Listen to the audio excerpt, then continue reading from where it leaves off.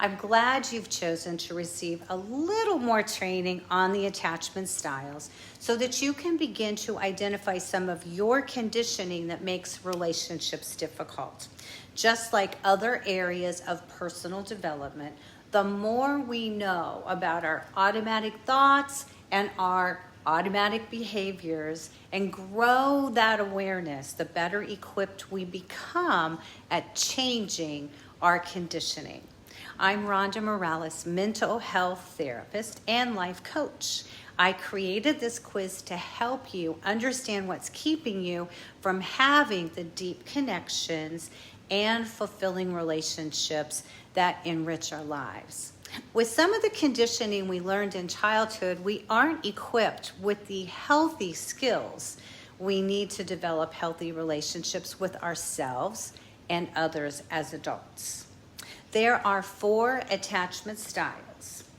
There's anxious, avoidant, disorganized, and secure. So you received a quiz report with one of those styles. So attachment style, what that is it provides us with a framework of how we operate in relationships, how we cope, and our sense of self. Our attachment style is formed during our developmental years, and how we were parented plays a dominant role in which attachment style we develop. Our caregivers' attunement to our needs gives us messages of worth, value, and trust. Without receiving such messages during our developmental years on a consistent basis, then our messages is modified. Based on that care, we may come to a less than secure self-image, which is the case for a lot of the quiz takers now gathering a little bit more information. So let's talk about the first one here, anxious attachment, which that person tends to fear being abandoned in relationship. And how does that attachment style get formed? Parenting, again, that might have role modeled a lot of anxiety. Parents that had the kids meet the parents' needs. Maybe parents were cut down or shut down or apathetic. Perhaps the parents really expected the child to help raise in a significant way, help raise the kids. And a Dr. Jekyll and Mr. Hyde kind of personality. Parenting at home that looked different than parenting when we were in public. So those are how that attachment style can actually get developed.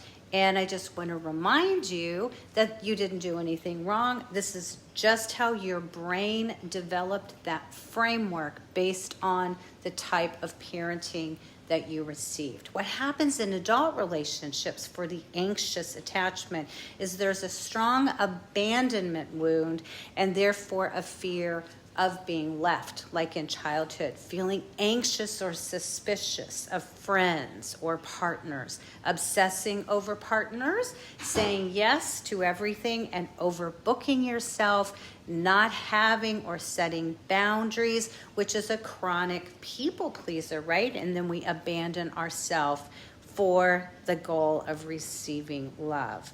At the core of the anxious attachment is someone being raised in an emotionally neglectful, inconsistent, or chaotic culture. Some people with anxious attachment describe an internal feeling of emptiness and a constant need for external validation, attention, and assurance. So the next attachment style we'll talk about then is avoidant. The avoidant person gets uncomfortable as they get close to people or as people want to become close to them. They're extremely independent. They tend to be lone wolves, if you will, and uncomfortable being vulnerable or expressing how they feel. So how does this particular attachment style get formed? Parents who rarely respond to the child's crying. Repressed or emotionally shut down parents, distracted, stressed parent who see the child as a burden, maybe being teased or ridiculed, lack of love or affection. So without a healthy parent to attach and feel safe with, we learn that intimacy is dangerous and that we just can't trust and be near people with that level of vulnerability that is required there.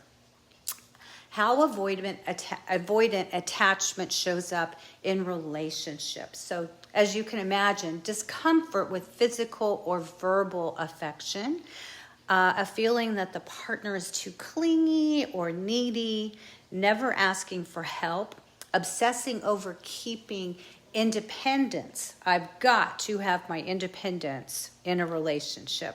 A deep sense of needing freedom while in a relationship. A fear of abandonment, that if they give up parts of their lives, then their life will just not be what they need to feel safe. Distant and unavailable emotionally. Often people with avoidant attachment patterns choose partners who have anxious attachment patterns. The avoidant attachment will find the desire for connection by the anxious attachment to be overwhelming and annoying. But that is somewhat of a draw. So next, let's talk about the disorganized attachment style. So about 20 to 40% of our population here in the U.S. have this particular attachment style, which is a blend of anxious and avoidant attachment. Relationships can be chaotic, they can be very fear-based, and they trigger childhood experiences. A person with disorganized attachment wants to be close and connected, but is avoidant and shut down and fearful of intimacy. People with disorganized attachment don't feel safe in relationships. It brings up an inner conflict that's related to childhood. They have a hard time regulating emotions, have a hard time with coping mechanisms. They might have problems at work. They might have problems with finances and maybe even some substance abuse. How is this disorganized attachment developed? Perhaps with a parent that is a source of deep fear. When a child looks to a parent for love and they are mistreated or abused by that parent. A parent that is emotionally or physically abusive. A parent that is emotionally neglectful. Parents that are abusive to other family members. A parent that is unpredictable or emotionally unstable. Parent is completely emotionally numb or shut down or punishes with the silent treatment. Or the parent depends on the child to take care of the other siblings. The parent is unable to parent in appropriate ways and the child is left to raise themselves. And finally, if the parent is hostile most of the time. So how does a disorganized attachment look in adult relationships? Intense shame, feelings of unworthiness and unlovability, easily feels rejected and takes things personally, chaotic, toxic, and intense conflictions in relationships, black and white thinking, distrusts people, the guard's always up, fears being close, so therefore pushes people away, tests partners to prove their love. They can be controlling, dismissive of, and somewhat insulting to help elevate their own sense of status. So, where we're all headed to go, if you're not already there with your quiz result, is secure. And here's why you're able to trust yourself and have a positive view of yourself in your relationships. How does that get developed in childhood? Well, our needs were met. on a consistent basis the majority of the time. So not 100%, no parent's perfect, but parents that were aware of our emotions and responded with love and patience. When we cried as babies, there was a response and comfort. Parent figures were predictable, compassionate, and emotionally stable, and they didn't expect the parent to meet or the child to meet their parent needs. So there's a safety, an emotional safety that was developed in the home that allowed them to express themselves without punishment and allowed them to make mistakes without punishment. They had good communication. So the above behaviors that were demonstrated consistently in childhood teach us the messages of being seen and we matter and we're valued. Our thoughts and expressions are important to others. We learn that others can be trusted. We will receive help if asked or needed. We won't be abandoned if we make a mistake. We are lovable. And all these affirming messages then create a secure and positive self-image. So how does a secure attachment show up in relationships?